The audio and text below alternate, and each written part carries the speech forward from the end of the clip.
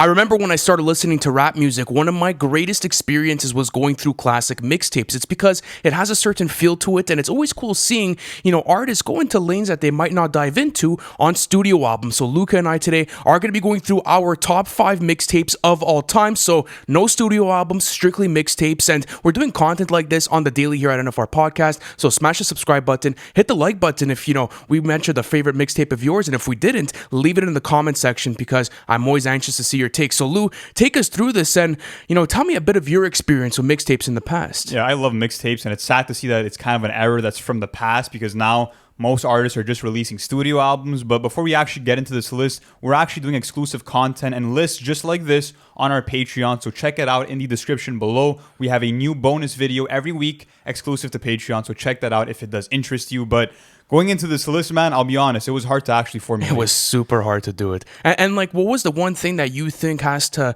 happen for a mixtape to be called iconic or a classic? Because now that we're maybe a decade past it and that the prime of mixtapes are gone, what's the one thing you remember it for? And a lot of these projects, what's one thing that they have in common for you? I would say that in terms of the discographies of these artists, they stand alone because they did something that these artists only did for, let's say, this mixtape and nowhere else in their entire catalog. So what I'm looking for, like any hip hop project, is just solid lyricism, great production, same thing that you go into for any kind of project. But with a mixtape, there's kind of a looser feeling, so I kind of, appreciate that. But let's actually go through some of our honorable mentions before we get into our top 5. So for myself, I know Sylvia Demo is one of them that I wanted to include. Apart from that, the Dedication series is also pretty heavy in my rotation. Crit was a big one for me. Any big Crit mixtape could make the list. We felt really bad not including anything in our top 5. Also, American Corruption by Capital Steez. That's a major super one. Underrated, man. That's major. Days Before Rodeo by Travis Scott's in there. If you're reading this, it's too late. There's a bit of a newer one, 2015, but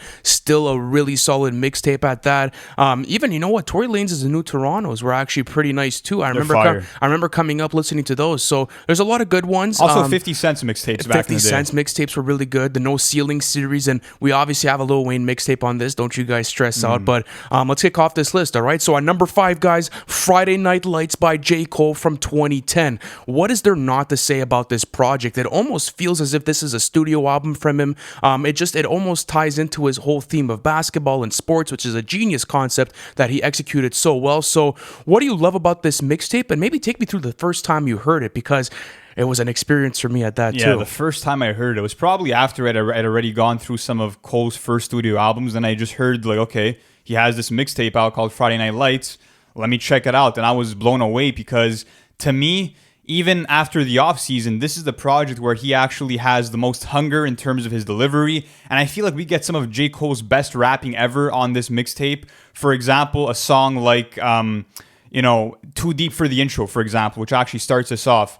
Very, intimate content matter. And not only that, but it's cool to think that most of the songs that were on this mixtape were actually meant for his debut album, The Sideline Story, but the label thought that they wouldn't sell as much. They're like, we don't want you putting this out on the album. So he decided, to hold fans over to release Friday Night Lights. And I also like the idea that he actually had a very, fully thought out concept, which is the parallel of wanting to make it as a basketball player and also wanting to pursue his dreams as an artist. So I really appreciated that. But what makes this project stand out in Cole's catalog? I think it's probably the iconic tracks that I have through this. So I'm gonna go through a couple of tracks that I really fuck with. I have my Dat Piff app open right now. I'm a big fan of this application. You guys could access all of these mixtapes if you want to, free of charge. Too Deep for Intro, Before I'm Gone, Vilmatic, Enchanted, Higher, In the Morning, The Autograph, Best Friend, Cost Me a Lot. Two-Face. There's too many in here that actually stand out for me. And as you were saying, I think that it's also genius how there is that parallel to him being hungry and him trying to make it out, because when I was watching the off-season documentary, he was giving a bit of context of where he was at in his life when he was creating these mixtapes and when he had gotten serious with his rap career. So he obviously has the warm-up and then he has Friday Night Lights. So this feels like the upgraded version of it. This feels like something that, could pass for a studio album. Obviously, like there's a Devil in a New Dress sample and a bunch of other, there's a bunch of different ones, but for the most part, it really feels concise. It feels like a good, strong track list. And let me ask you, where does this place in J. Cole's discography? We're gonna do one in the future, a video separately, but full discography ranking. Yeah. But yeah, it's definitely top 3. That's all I'm gonna say. I think that for you? It's definitely one of Cole's best projects. And if you told me that it was his best, I wouldn't be too mad at that opinion. I just love Like I said, the hunger that he displays on here, and also how he makes us feel the weight of the inner city violence that he's witnessed, because you hear the frustration and kind of the urgency throughout his lyrics. For example, on Before I'm Gone, he raps, "We tired of only having just a piece, and fuck policing, they killing people, what's the reason? His daughter starving and she fucking freezing, so no wonder why he fucking squeezing." Like, the multi-syllabic rhyming, the internal rhymes just shows you that J. Cole was actually in his peak form as a rapper, in my opinion. And apart from that, I mean, I love that there's so many samples used here. I believe 14 out of the 20 songs have samples in them. That is correct. And J. Cole, of course, added a lot of his own production. And to hear him rap over Devil in a New Dress or some Erykah Badu vocals, like, it was a beautiful experience. And for me, this is a very warm mixtape. It's super accessible. And I think that whole underdog story of, let's say, people from small towns trying to make it out and, you know, find what really drives them and trying to find out what career they want to pursue, that's something that so many people can relate to it. So that relatability factor really wins me over. It does win me over as well. And I also love the soundscape and like the sort of environment that J. Cole paints throughout this whole mixtape, because I love it when he does that, especially like in his later studio albums, like you're going to see where, you know, this sort of stems from. Like, this is the first time where I feel as if, you know, J. Cole formed a project where he allows you to really enter his world. Like, the warm-up was really just, I feel as if more like a dedication vibe where you would just take instrumentals and you would absolutely kill freestyles, and it was more like, had a looser feel to this. But Friday Night Lights for me was legitimately like a scene. I felt as if I was in that Cole world that was being birthed. And then, you know, as you see, you know, the rest of his discography, you know, unfold, you could understand why Friday Night Lights was so important. But that's our number 5 pick, guys. Number 4, Live Love ASAP by A$AP Rocky, 2011. We just did a review on this. It's a near perfect mixtape for us. And what is there not to like about this? I mean, you know, the chop and screwed sound throughout all of it, the psychedelic production, A$AP Rocky's cadences and flows. I mean, the iconic songs throughout the whole track list, you know, just what it did for New York at the time. Like, take me back to Live Love ASAP, and maybe what's one word that you could attribute to the project if you had to think about it? One word to attribute to the project, I would go with hazy. Okay, I like That's what I would go with. And a big part of that is the production, primarily handled by Clams Casino. And this project is so revolutionary because what this project did is that it took and kind of formed that cloud rap sound that we now have today. It kind of started with Clams Casino and Lil B before this project came out, but this one took that sound to the masses, where you have these lo-fi type beats where the tempo is pretty slowed down, and you also have these very dreamy type soundscapes, and that's what we get out of this project. And it still sounds so fresh today. It does. And A$AP Rocky's charisma really won me over throughout this whole project, and the flair that he brings throughout his flows on songs like Palace or Peso, like, these are flows that I've never heard, not only from Rocky, but from any other artist prior to this. So it was kind of, you know, it was cool to hear a new voice fresh off the scene, and the fact that he is a New York rapper coming in with more of a Southern style, it kind of took everybody off guard, and people were like, whoa, like, this is somebody to watch because he's bringing something fresh to the game. And I think he did, and I think he did it in a way where he was also able to appeal to a different type of crowd, because when you look at the sound, like, let's say the landscape of psychedelic rap, this was a pioneer in that lane, and it really pushed the whole genre forward. I mean, you know, talking about groups like, let's say, you know, Flatbush Zombies and a lot of other like groups that were coming up around New York. Like, think about it. If this project didn't drop at that time, would the lane be as free, and would it be as accessible for these artists to be able to come in and do their thing? I don't think so. Probably not. Plus, I mean, Space Ghost Perp did a great job on this. Ty Beats did a fantastic job on this.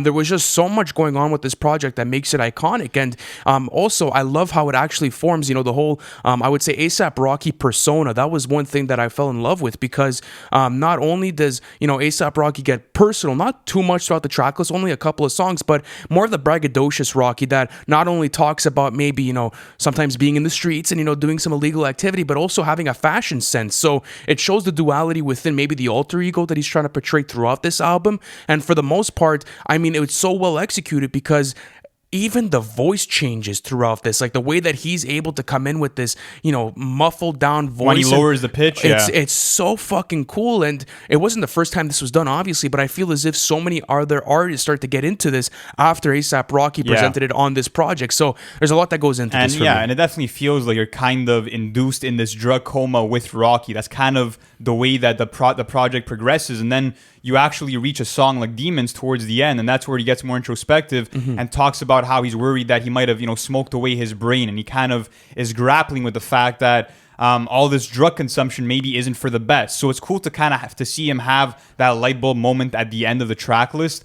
But like you said, this project really inspired a lot of psychedelic albums to come later on, and also a lot of trap albums. Because if you think about it, like in today's day and age, a lot of trap albums do have a psychedelic component in the production, and this project was the one that really kicked that into gear. So it was cool to see A$AP Rocky be a pioneer, and to me, this is the definition of a classic mixtape. Do you remember how many people were bumping this mixtape back then? It was absolutely crazy, especially like I'm still bumping it to this day. But I'm not sure if you remember, like everyone in their like Instagram names were using, instead of I think it was S, everyone was using a V because of A$AP Rocky, and like he was doing the branding and that whole sort of thing. That was just something cool that I thought I'd mention. But we have that at our number 4 position. Let's move into the top 3, guys, and let's talk about Faces by Mac Miller. And this dropped back in 2014. Man, like this is the thing. Once you get to the top 3, you could sort of place these anywhere. And when you get to Faces, many people would maybe say Kids is in that conversation, and that it could kind of pass it. But I think Faces is an absolute lock. The concept behind this album is absolute genius. Especially the kind of state that Mac Miller was in was it was interesting to observe, because he said it himself. He was not sober while creating this project whatsoever, and it's a really trippy album. Like I've experienced this album in different states of mind, and it's really a different type of listen. So take me through it, man. I know you bumped this recently and like your mind was blown again. So what were those things that really like got you going, and what stands out from this project for you? This is one of Mac Miller's best projects, and what a catalog he has. And I feel like it was the perfect transition from watching movies with the sound off, because already there we kind of got this trippy, drugged out type of Mac Miller, but Faces took that kind of idea and really, blew it out of the water. And this was a celebration, I would say, of the type of artist that Mac Miller wanted to be, where he was just being super real and authentic with the fans, taking them through, his drug abuse in such an introspective manner. And there's so many highlights throughout this mixtape. For example, Here We Go, one of the most triumphant victory laps that I've ever heard. Him screaming out, I made it without a Drake feature. That's an iconic line for me. And honestly, to me, what really blows me away, I would have to say, is the concept of Faces. And it's absolutely genius, because if you go to multiple songs, for example, on Here We Go, he raps, "Shit has changed, ain't Lil Malcolm with a baby face." Then on a song like Malibu, he raps, "I'm the only suicidal motherfucker with a smile on." And this is him kind of referring to how the faces that he's seen and the face that people perceive of his own faces tend to be misleading. That's kind of the idea of this. And Mac Miller was trying to say that, like, although you might see my face a certain way, faces are deceiving and nobody really knows what's going on inside. So this project was Mac letting us in on his mind. And you see this again on a song like Birthday, actually. And this is something I noticed, where he's kind of at his own birthday and he's kind of talking about like, oh, all these people are here again trying to fucking celebrate my shit, and like it kind of puts you into the setting of the song. And then you start to realize that as the song progresses, Mac Miller's mental sort of gets darker and darker and darker. Then iconic songs like Uber for me with Mike Jones, Rain with Vince Staples. Then you have hold on a second, Faces and Shapes is fucking incredible. Diablo is a top 3. Colors and Shapes, my bad. Diablo is a top 3 song for me from Mac Miller. Like there's so much that goes into this. Therapy, bro.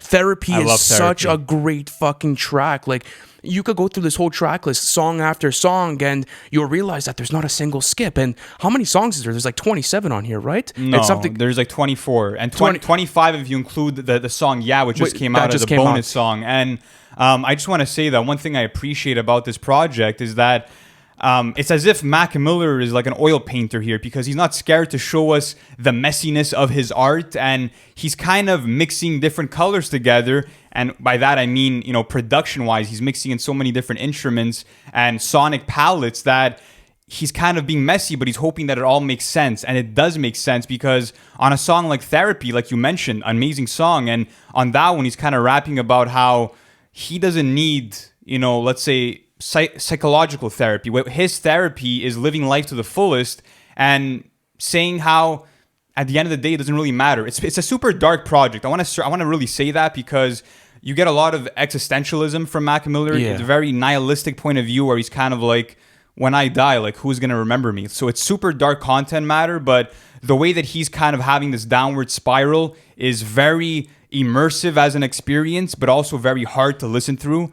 But overall, man, like I was just floored by this, and to see everything come together. Also, a 3-track run like Happy Birthday, Wedding, and Funeral. How that ties into the circle of life.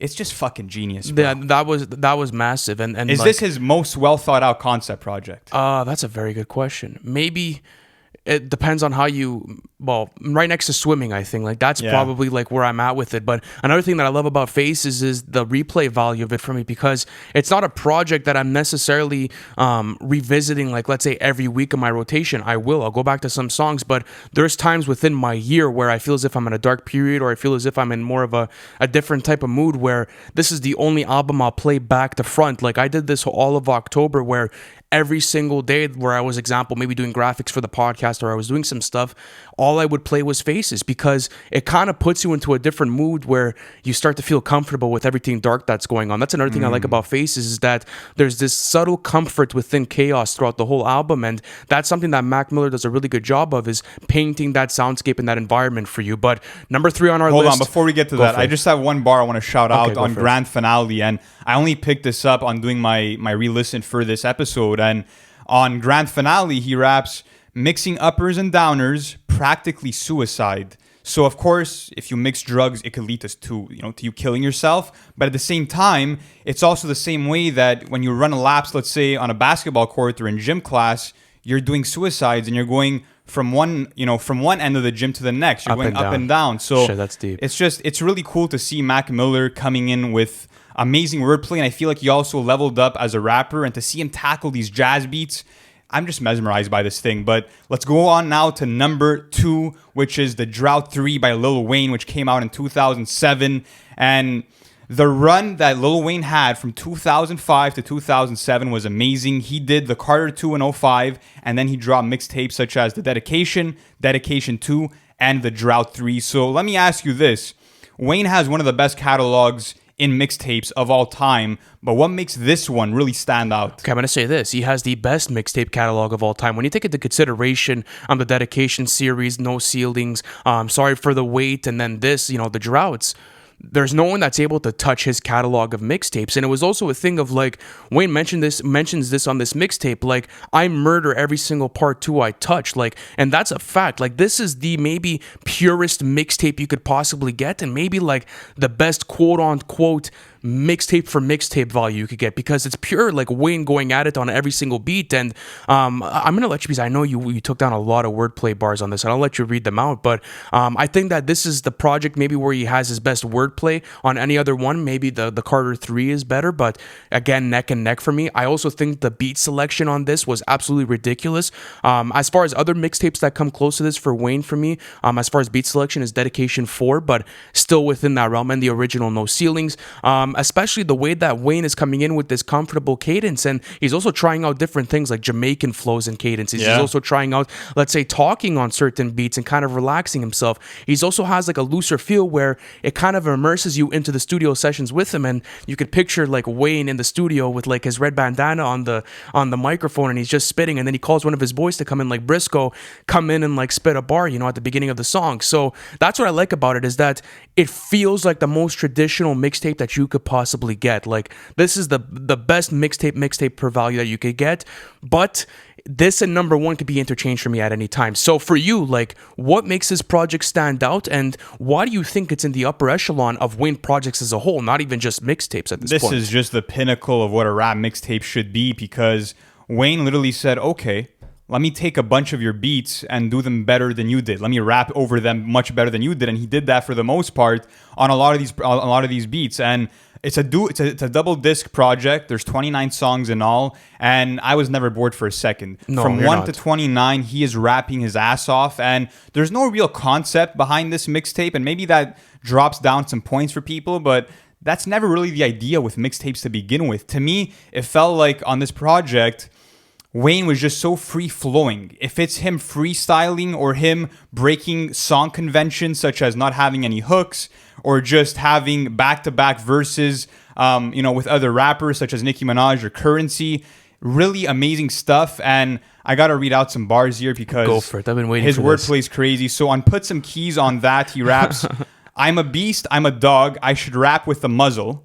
Peyton Manning flow, I just go, no huddle. And then he raps, I got the hardest bars, call me the warden. Oh, that's good. Like, it's super playful from Wayne. And like I said, to me, this is the most lyrical display that I've gotten from Wayne. And it's kind of like he's doing lyrical calisthenics. Like, it's just, he's exercising his skills on this like I've never seen before. And he's like, how much can I bend these words? How much can I, fuck around with the English language? Like, that's kind of the vibe that you're going in with for this mixtape. And to see him tackle so many different beats, you have him tackling boom bap beats, you have him tackling soul and R&B beats, like Kiara R&B beats he too. broke all the fucking rules on this mixtape and just went free flowing with it, and ended up being one of the most enjoyable experiences I've had. Well, I think that's the best thing about Wayne's mixtapes, though, is the ability to have such a loose feel to his stuff. Like, that's what I really enjoy about this, is that it's entertaining. It doesn't feel too structured. It doesn't feel as if you even have to pay attention at certain times, because Wayne's delivery and his his flow structures and the way that he's coming in with his cadences does enough for you. And I'm gonna ask you this. Let's pull it up, man. Top 3 songs on this mixtape. I want to do it right now. Top 3 songs. Let's do it. I'm gonna have to go with We Taken Over. I'm gonna go with New Cash Money, and then Presidents. That's fire. Okay. I'm going We Taking Over is number 1 for me. Get High Rule the World is number 2 for me as well. Really? Okay. Because I love the spin on it, because it's such a deep song, but it's obviously like a Nas classic, but he's kind of like, if I took over the world, I'd just take it over, like fuck you guys, and then he's just being super playful with it. Like, I love that. And then I would probably do New Cash Money. That's another big one for me on this mixtape. But listen, I'm a fan of both discs. I think the first side is definitely stronger for me, but most overall, it's one of the greatest mixtape listens that I've ever had. And if you guys want to listen to a real classic mixtape, like all the way back in the 2000 decade, this is where to start. Obviously, there's old G Unit and 50 Cent mixtapes, but I feel as if this is really what a mixtape should really be like. But let's talk about the number 1, man. We have 1999 by Joey Badass, and this and the Draw 3 could be interchanged for me at any sort of point. Also, but Faces for me. Faces in that conversation, but I feel as if the Draw 3 and 1999 are kind of like I don't know, man. That 10, bro. Like, the those concept are 10s. is better than the other two with Faces. That's true. It's a better concept that is true. album. But I will say this, is that mixtape. 1999 is maybe the most impressive mixtape out of all this. It's also because, how old was Joey Badass? Wasn't he like 16? He made this 16? At 17. 17 years old. That's ridiculous, man. Like, he had, people like Jay-Z trying to sign him after this mixtape, because it was like one of the best displays of lyricism that anyone has ever seen, regardless of decade or genre. And when you're coming into this, you won't think that this is a mixtape or that Joey Badass is 17. And it also what kickstarted the whole pro era sort of movement. And, Capital C's came in, of course, with American Corruption, and there was a bunch of other things that go into it. But, talk to me about 1999, man. Like, why do you enjoy this listen so much? And why do you think it's almost a near perfect project at that? Yeah, this was just, I've never seen an artist, at least from this era, try to kind of replicate the sound of an old era and execute it so well.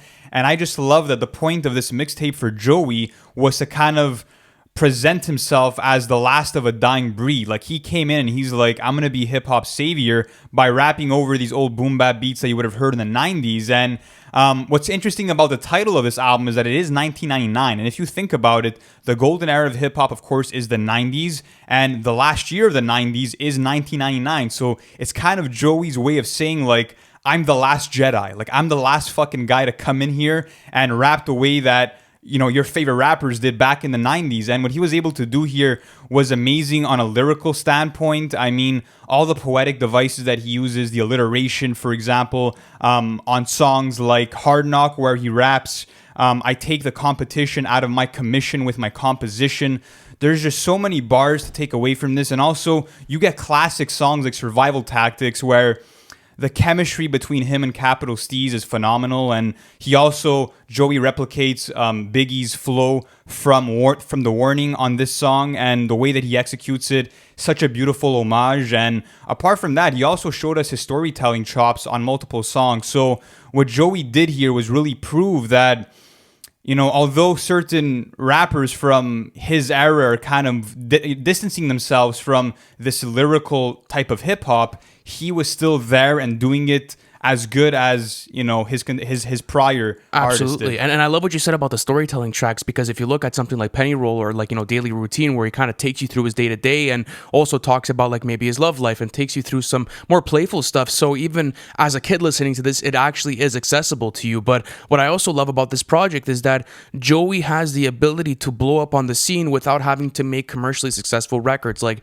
that's what I love about this, is that it's what hip hop is supposed to be by its, you know, most basic and purest form. And at the time in 2011, if you go back to it, like, there was a crisis. Like, people definitely thought that the genre was going, you know, in the wrong direction, and there was a lot of people saying like, yo, what's gonna happen? And, you know, numerous people like Dr. Dre and Jay-Z spoke upon this matter, but it was people like Joey Badass who came through and provided sheer lyricism, like, you know, and provided it at the highest level. There was no one else doing this besides him. And of course, you know, there was sheer lyricists like, you know, Big Crit or J. Cole, you know, providing great mixtape runs too around that time, but I don't think it's on the level of 1999. It's just, you could take 1999 and you could slot it in the 90s and it would just sound as good, and you'd be able to compare it to other 90s projects. You can't necessarily do that with anything else. Plus, it's like, now you see groups like Griselda doing it, and you see some other artists, you know, trying to get into that lane of recapturing old sounds. Like, if you think about it, Joey was one of the first to really do that with 1999, because who was really touching that boom bap sound at the beginning of the 2010 And decades? to go mainstream doing Absolutely. it, that's what's fucking impressive. That's what's impressive. And the way that he's able to use this as sort of the leverage to be able to catapult into a whole different era. Like, you know, this one mixtape also birthed Joey Badass's, you know, acting career that he's currently doing. It birthed, you know, several studio albums. Like, there's so much that was built off of, you know, this one iconic mixtape that it's a part of hip hop history for me. Yeah, you know, like, absolutely. it's something that's just timeless, and something that if you had to ask me, like, you know, show me a mixtape. Show me one mixtape that I have to listen to. I would show you 1999, because it has the perfect balance between accessibility and that mixtape feel. Yeah, So and overall, just a classic for me at the end of the day. The production is phenomenal too. I mean, think about a song like Waves, which J. Cole ends up hopping on for False Prophets. Like, you have iconic beats, and that's also because a lot of these productions came from MF Doom instrumentals, for example. So what Joey Badass accomplished here is timeless, and I do think that it is his magnum opus. I don't think that he can ever top this. I hope that he does. I'm always looking forward to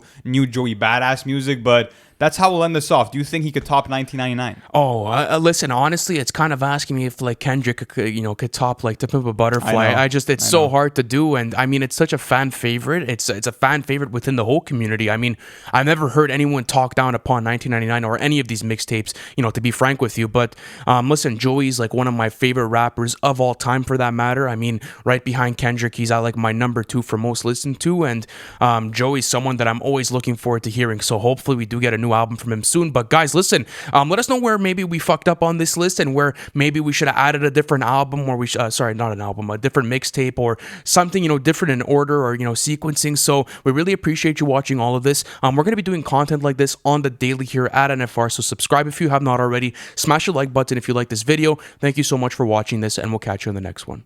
Thank you for watching the video. It's always a pleasure doing content for you guys. Listen, if you haven't already, subscribe to the channel, because we're doing album reviews, and we actually have our series called Everything We Know, where we take you guys through the whole album rollout of the hottest releases of the year. Not only that, guys, but our Patreon plan is now live. You guys can access that in the bio. I appreciate you guys, and I'll see you on the next one.